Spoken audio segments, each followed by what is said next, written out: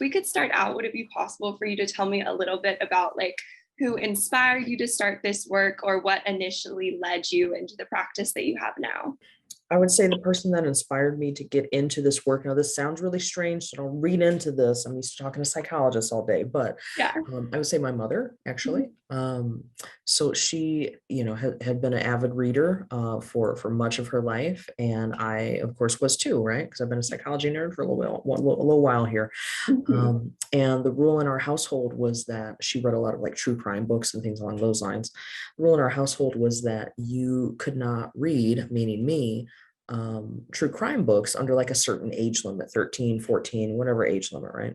And so those were just, I was over the moon when I hit that arbitrary age and Yeah.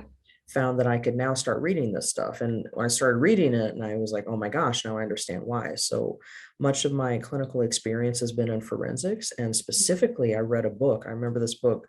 There's a lot to unpack here with the title, but it was called The Evil That Men Do. And I think it was by John Douglas or one of the FBI folks.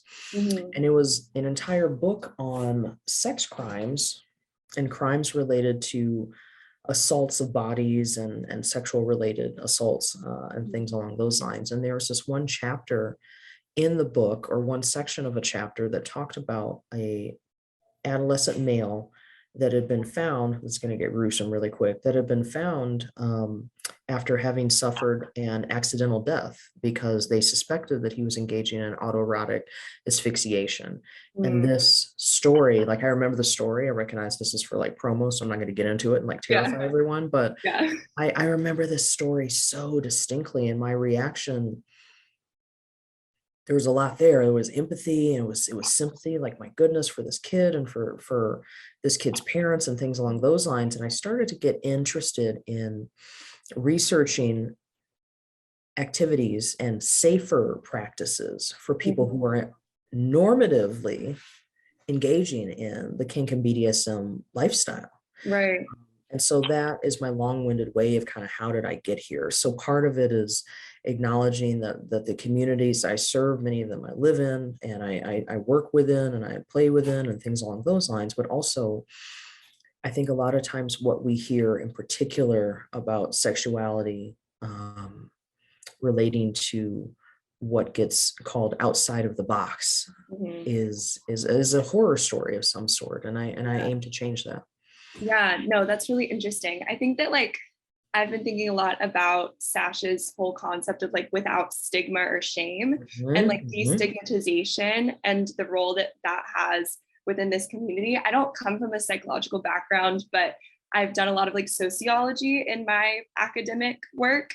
And I think that it's really interrelated, especially as I've gotten into this work of like sexual health care and everything going on. And I also really relate to the part of being inspired by your mom and your introduction to books through that, because that's definitely like my background too. My mom is a single mom and got me into all of my like passion for reading and just all of my weird little like nerdy like niche like.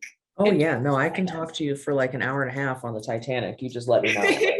I love that. Definitely another time. I'm down for sure. That was a graceful sidestep. I love that. I love those boundaries for you. No, okay, so is there anything that you feel like you wish you knew when you started out as a clinician, or when you started on this journey of getting more into the work that you do now? A lot of things. One, what student loans were. Yeah. So you're like, yes, say less. Aside from that, just that mentorship is the thing that I think has really allowed me to hold some of the spaces I've been fortunate enough to hold, or the spaces that I've earned a place in.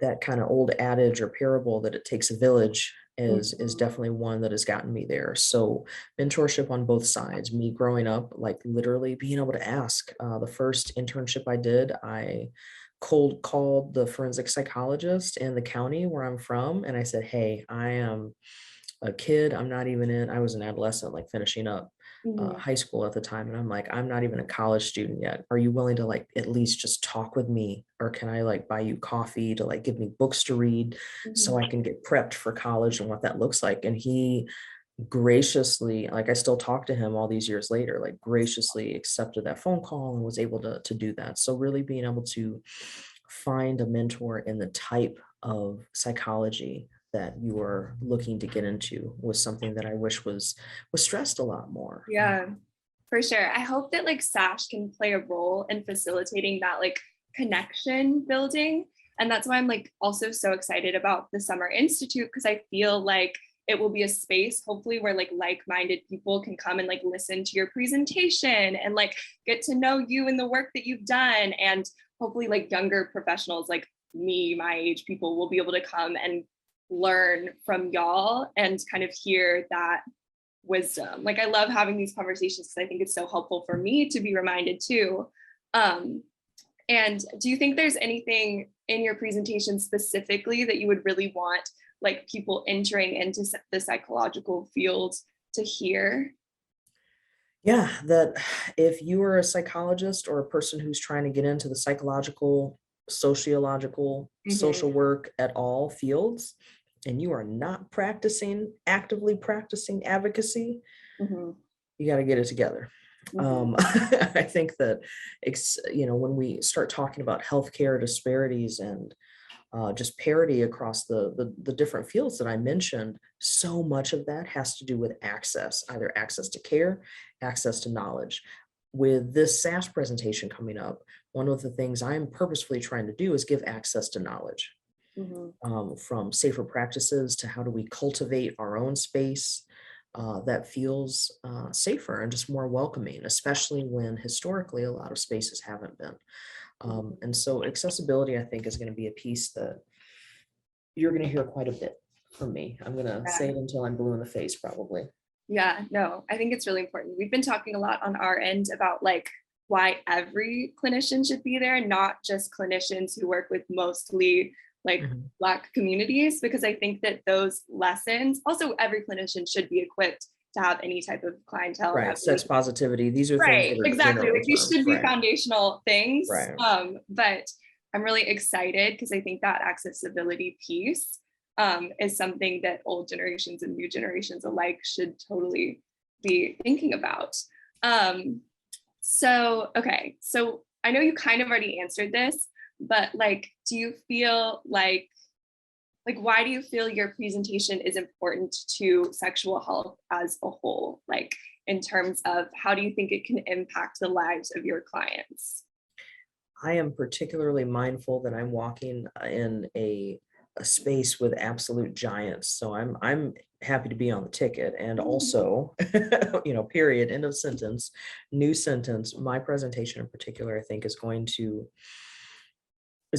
be a needed field. You use that word foundational, and I love that, because to me, sex positivity, working with people across social identity factors, working with people across experiences, sex work and et cetera, BDSM and kink, et cetera, to have a better understanding of how those terms are not the same, and in a lot of ways don't even involve the same categories of things that we're speaking about. So I think that my presentation is going to be a real increase in understanding for folks on, oh, I never even thought that perhaps this too was a place that hasn't felt safe for people. And here's why, and here's what we can do about it. And if I do, in fact, have direct clinical services with a person sitting in front of me who's like, hey, I'm trying to get into this field, I don't know how to go about this. My hope is that this is going to give some practical knowledge on how to help that person build. So my hope, and hopefully this isn't super grandiose, my hope is that this presentation is going to help people and clients I'll never even meet, just from us clinicians having this conversation. Yeah, I think it's really important. I think that's so powerful. Like, I love that. That's so exciting. I'm so excited. Okay, I think that's a really great part to end. I'm going to drop the mic on that one. I'm not going to get any more prolific than that. Great. Perfect. Thank you so much.